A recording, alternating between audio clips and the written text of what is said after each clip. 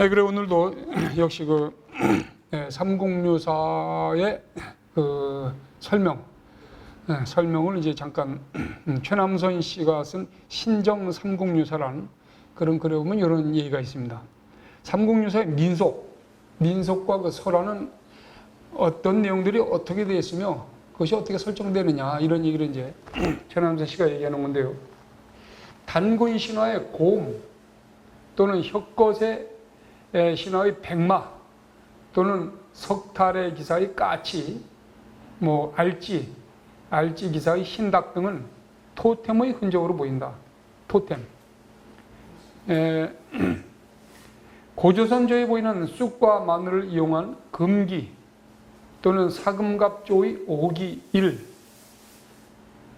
등은 터부의 일종으로 보인다. 터부라는 건 이제 하지 말아야 될 그 금지 행위 이런 거는 이제 보이는데 그런 쪽을 볼 수 있다 이렇게 했는데 수로부인조의 해가 바다의 노래다.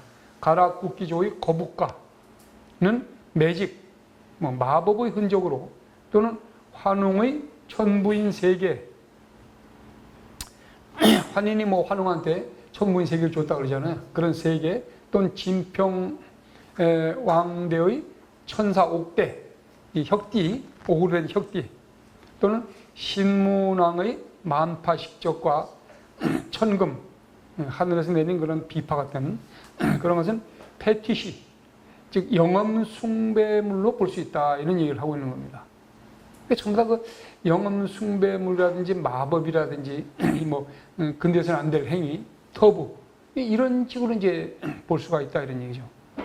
헤브루가 산천에 제사를 지내서 후사를 구한 것 또는 연호랑이 가는 비단을 짠 것, 승려 묘종의 여의주 이게 다 이제 우리가 해보는 그런 내용이 나오는데 이걸 이제 이렇게 미리 이제 얘기를 하는 거죠. 또 수로 부인의 장례, 손순의 돌종, 돌을 만든 종 등은 만화는 초자연적인 권위로 생각된다 이런 얘기입니다. 동부여조의 큰 돌과 탈해왕에 보이는 돌무더기는 마세바는 건 신성한 돌기둥인데 그런 마세바에 해당한다. 이처럼 유사를 통해 비로소 확인되는 우리 고대의 인류, 종교, 사회, 민속학과 더불어 중요한 사실이 수두룩하다 이런 얘기죠. 유사를 통해서 그렇게 이제 인류, 종교, 사회, 민속학과 관련해서 중요한 사실이 수두룩하게 나온다. 따라서 우리의 선사시대와 원사시대 연구에 매우 기여할 것이라는 점은 새삼 거론할 필요도 없다. 이보다 더 중요한 의의와 가치를 지닌 것은 신화학적 또는 설화학적 측면에서 나타나는 전거의 기능일 것이다. 이렇게 얘기를 하고 있어요. 근데 조금 이따 이제 그 본문 내용으로 가다 보면 또 문화사적인 그런 내용도 나옵니다. 문화사적. 왜냐하면 오늘은요, 무슨 댁, 그러니까 무슨 댁이냐면 그 이름을 택자로 쓰기도 하고 댁자로도 발음을 하는데, 이웃댁, 안댁, 응? 그래서 무슨 여자 이름들을 벌써 무슨 댁 그러잖아요. 응?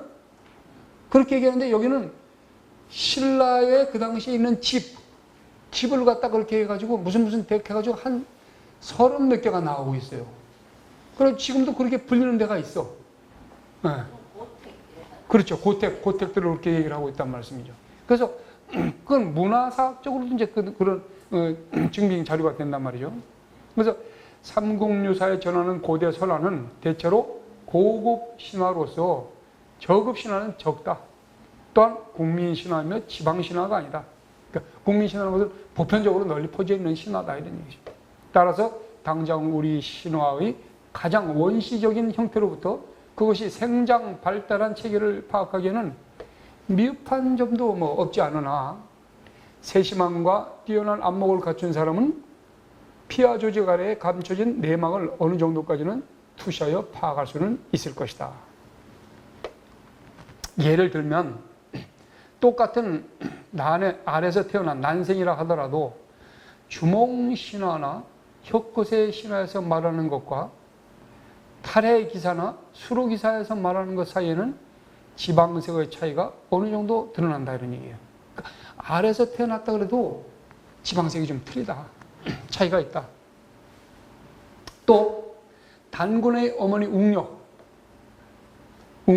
금화의 황금색 개구리 모양, 또 알지의 황금괴, 달의 칠복에는 대단히 고급스러운 인상과 상식적 차원으로 변화했지만 곰이니 개구리니 괴짝이니 뭐 합이니 하는 것의 모체는 본래 알로 표현된 태양임을 쉽게 간파할 수가 있다. 태양이 둥글잖아요, 그죠? 둥그러니까 그 태양을 근데 이런 태양의 신화라고 얘기하는 것은 비단 우리나라뿐만이 아닙니다. 일본도 그렇고 뭐 그리스도 그렇고 서양에서도 태양을 상당히 이렇게 많이 이제 표현을 하고 있는데 본래 알로 표현된 태양임을 쉽게 간파할 수가 있고, 같은 동양설화를 우리 사세에서는 알이라 한 것을 중국 사세에서는 일광이라고 했다. 중국에서는 또 일광이라 했단 말이야. 탈해전 안에서도 어느 부분에서는 괴라 한 것을 다른 부분에서는 알이라고 했다. 같은 수로 전설 안에서도 합과 알이 뒤섞여 나오는 것 등은 모두 그 증거라고 할 수 있다. 그런데 고대 설화에 나타나는 이렇게 다양한 계기는 우리가 유사에서만 골고루 확인할 수가 있는 것이다. 우리 신화학에서 유사의 지위는 산란된 부스러기에 불과하지만 저 그리스의 헤시오도스, 호메로스를 겸한 것이라고 할 수가 있다. 이렇게 우리나라에서만 나오는 그런 신화가 아니라 그리스나 또는 뭐 중국이나 일본도 마찬가지예요. 태양을 신성시하고 그런 것에서 이런 어떤 그 전통적으로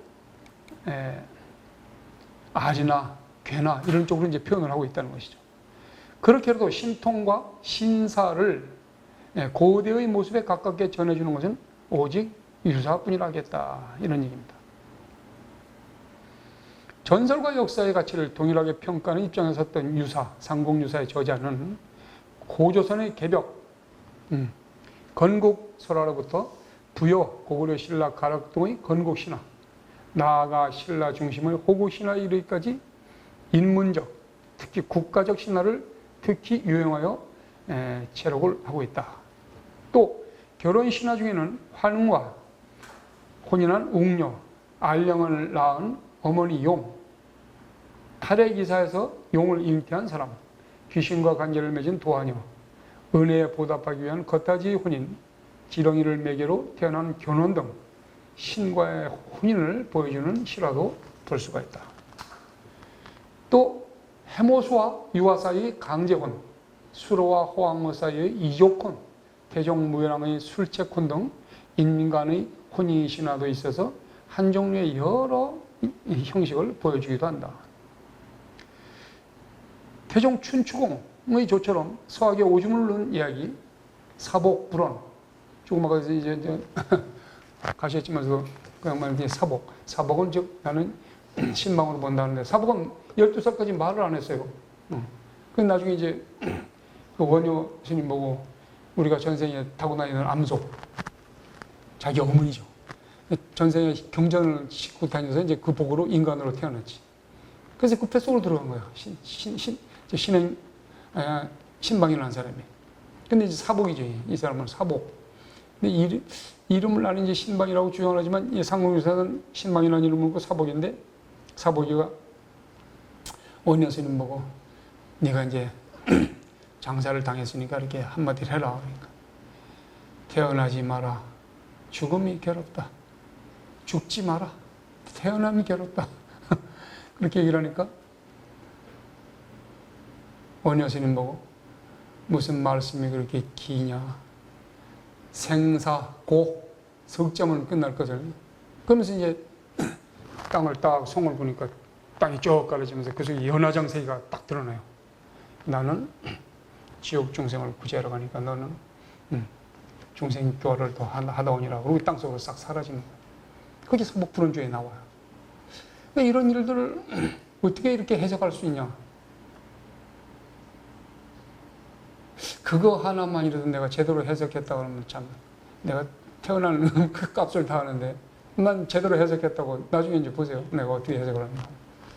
제대로 해석했다고 생각을 하는데 고객이 많지 않아도 좋아. 관객이 많지 않아도 좋고. 자, 그래서 사복불원주의 그 땅이 갑자기 합쳐졌다는 얘기처럼 대지의 땅의 그 생식력의 상징을 변형한 일종의 지모신화도 있다. 지모신화가 뭡니까? 땅의 신, 땅의 어머니, 이 지장신앙이에요. 지장신앙. 지장신앙인데 지장신앙이 누구로부터 들어왔느냐? 원광법사로부터 들어왔고, 원광법사는 중국에 가서 삼계교의 사상을 가지고 들어왔어. 그래서 작갑사라고 그래, 옛날에는. 지금 운문사죠. 작갑사는 까마귀가 그렇게 많았나 봐, 그쪽에. 까마귀가 깍깍깍깍대고 이제 그 통도사 말 쓰는데 이제 비구니 스님들한테 넘어갔죠. 어라 스님 당시 때 비구니 스님들한테. 비구니 스님들 잘하니까. 와서 이제 살 데가 없다 저거 하니까 우리 조그만 절 하나 떼달라니까 그래 운문사 니네들 가져가. 그래서 운문사 진짜 운문사하고요. 성남사는 정말 아까운 도량이라.